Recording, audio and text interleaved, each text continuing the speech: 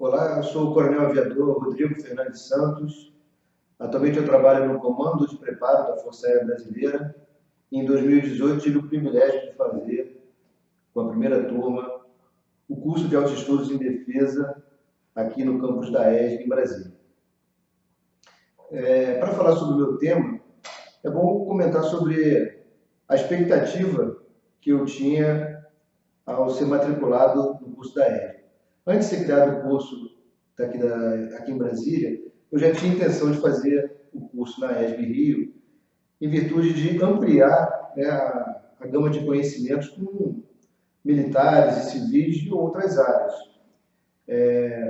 Há um tempo, a Força Aérea extinguiu o seu curso de Política e Estratégia e encaminha os militares ou para os cursos no Exército, ou na Marinha, ou na ESB, até então, somente no Rio de Janeiro.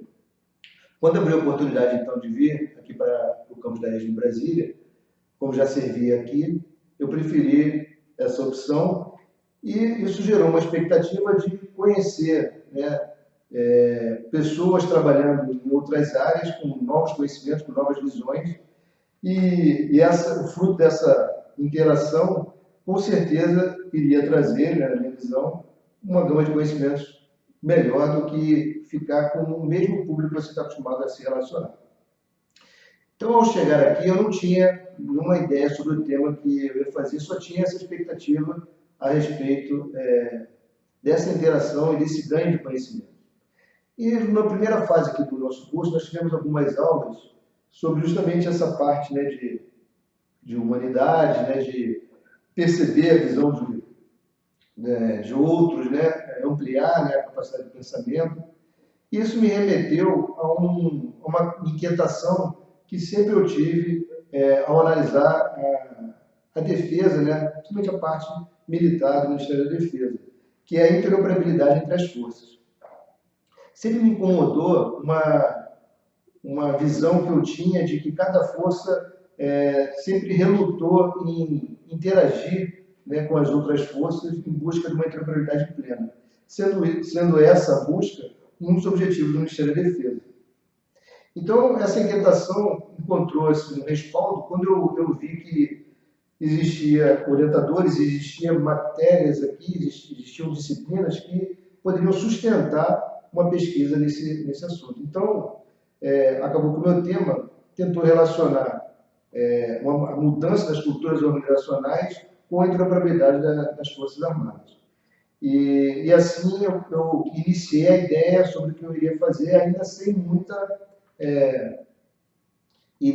noção exata de como iria conduzir o trabalho. Entretanto, durante essa primeira fase, vários autores foram apresentados e a pesquisa exploratória inicial sobre esses autores me deu segurança para continuar nesse caminho e fazer um paralelo entre a cultura e o que eu conhecia de interoperabilidade. Então, eu não tinha conhecimento teórico nenhum sobre a parte de cultura. Fui, né, introduzido, né, a esse assunto academicamente aqui no curso da ESB.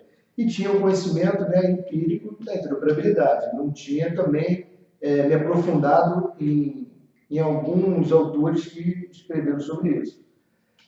Então, essa primeira fase da minha pesquisa foi muito exploratória para levantar, né, dados, levantar material onde eu pudesse me basear.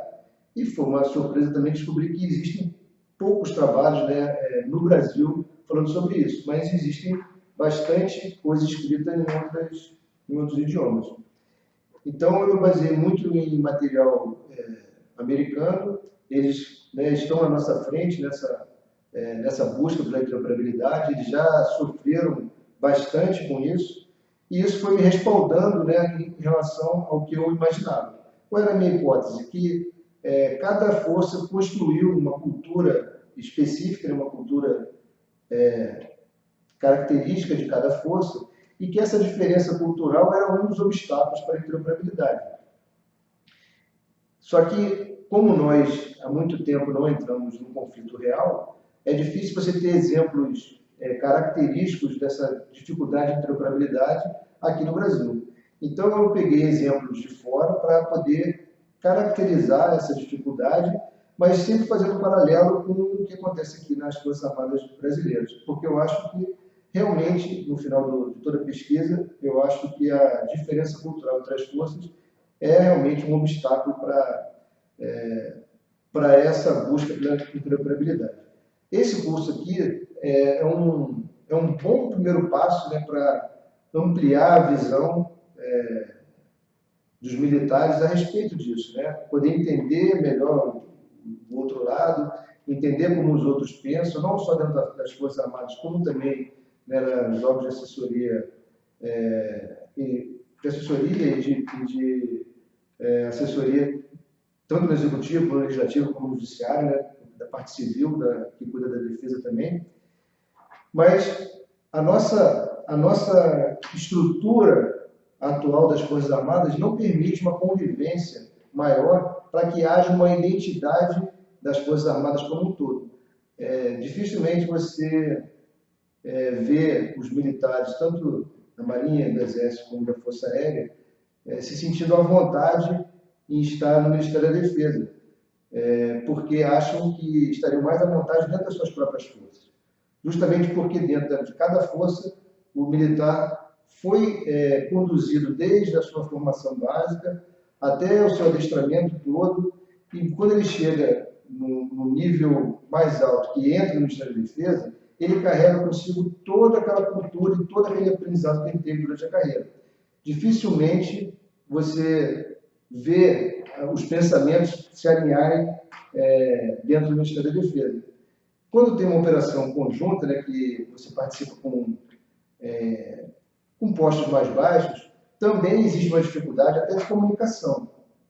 Então, essas dificuldades todas se refletem não só na parte operacional, como na parte de requisitos para aquisição de equipamento. Vários problemas são resultantes dessa dificuldade de alinhamento de pensamento. Então, o fruto da pesquisa foi apresentar caminhos para que essa mudança cultural ocorra. O CAED, como eu disse, é um primeiro passo. Não basta continuar apenas com o CAED. O que deveria ser feito, na minha visão, que é colocado no trabalho, é expandir o que foi feito aqui no CAED para outros cursos, né, em outros níveis de carreira. Nos cursos de Estado Maior, nos cursos de aperfeiçoamento oficiais. Quem sabe um dia nós chegaríamos a um curso de formação com algumas coisas conjuntas, já para que essa interoperabilidade fosse desenvolvida desde os primeiros anos da carreira militar. Além disso, não só a parte de adestramento, a parte das próprias estruturas físicas, né, poderiam ser, em alguma parte, serem feitas de forma conjunta. Alguns comandos, isso foi o que o americano fez, né? Ele pegou comandos geográficos e funcionais e transformou em comandos unificados. Só que apenas a estrutura não é suficiente, tem que ter um entendimento, uma liderança que conduza isso. Então, uma das formas que os Estados Unidos fizeram para que isso acontecesse foi forçar que os oficiais participassem de estruturas conjuntas. Mas para que isso aconteça, nós temos que ter mais estruturas conjuntas do que apenas a condução do Ministério da Defesa aqui em Brasília. Ou seja, eu visualizo comandos conjuntos existindo em todo o Brasil, né, de uma forma inicial pequena, depois cada vez mais acontecendo, para que a convivência, o adestramento seja feito em conjunto, e não apenas os exercícios, como hoje é feito. Assim, as forças iriam se conhecer mais, não iriam perder suas culturas específicas, não iriam perder as suas expertises, mas iriam criar uma identidade conjunta, né, de Forças Armadas que iria entender como cada uma funciona, e isso vai facilitar não só as operações conjuntas, como o desenvolvimento de requisitos e sistemas, como a comunicação como um todo. Então, o trabalho ele foi desenvolvido da seguinte forma. A primeira parte falou sobre a interoperabilidade, né, esses problemas, essas dificuldades, e citou alguns exemplos de outros países, principalmente dos Estados Unidos, quanto a isso. Depois a gente teve que fazer um embasamento conceitual a respeito de cultura, como a cultura se desenvolve, por que cada força, então, criou a sua cultura específica. Isso, né, lendo o trabalho, fica claro que é com base nas origens diferentes, a forma de operação diferente, os ambientes diferentes, fazem com que cada força crie a sua cultura. E depois, então, como isso se relaciona, né, como as diferentes culturas se relacionam a essa dificuldade de interoperabilidade e como nós poderíamos implementar essa mudança, acarretando, então, em algum prazo, numa melhora de conscientização a respeito disso. Como nós fomos a primeira turma, nós não tínhamos nenhum trabalho, né, da escola como modelo, né, então isso também foi uma dificuldade inicial. Ao ser colocado apenas os parâmetros escritos, né, sobre como deveria ser feito o trabalho, você não tem ideia de o quão profundo vai ser o trabalho escrito. E isso foi uma dificuldade minha, né, porque o último trabalho que eu tinha feito tinha mais páginas e mais palavras do que esse desenvolvido, então eu iniciei sem ter um poder de síntese adequado e colocando no papel muita coisa do que eu estava pesquisando. No final eu tive que refazer, né, e reduzir tudo que eu tinha pesquisado para que coubesse dentro do escopo determinado. As próximas turmas já vão ter os trabalhos para poder servir de modelo. Então, o que eu sugiro é que, mesmo que o assunto não seja exatamente o mesmo que o tema que cada um pretende trabalhar, que pegue os trabalhos, né, da primeira turma, né, peço a orientação, obviamente, do corpo docente, os trabalhos, né, que tenham recebido o grau adequado, para que observe a estrutura e como foi desenvolvido o raciocínio, mesmo que o tema não seja exatamente o mesmo. Mas é possível ver todos os elementos, né, que fazem parte do trabalho, né, do trabalho de conclusão de curso, como cada autor, pegando alguns, como cada autor conduziu o pensamento, passando por todas as etapas obrigatórias do trabalho, até chegar nas considerações finais ou na conclusão. Então, a partir da primeira turma, nós fomos ver o modelo inicial. Lógico que todos os outros vão aprimorar, podem ocorrer aprimoramentos, né, na estrutura do trabalho, mas pelo menos já existe um modelo para ser acompanhado e ser desenvolvido em cima dos trabalhos já feitos em 2018. Então, eu aconselho que, assim que seja disponibilizado para vocês possam aproveitar os trabalhos para folhear, observar como foram feitas as estruturas, a divisão dos capítulos, a condução do raciocínio por todas as sessões, para que sirvam de inspiração e de modelo e que vocês possam fazer também um excelente trabalho, assim como em 2018 a turma toda conseguiu terminar com os seus trabalhos de uma maneira satisfatória e que vocês alcancem todas as expectativas durante o curso que irão fazer. Muito obrigado.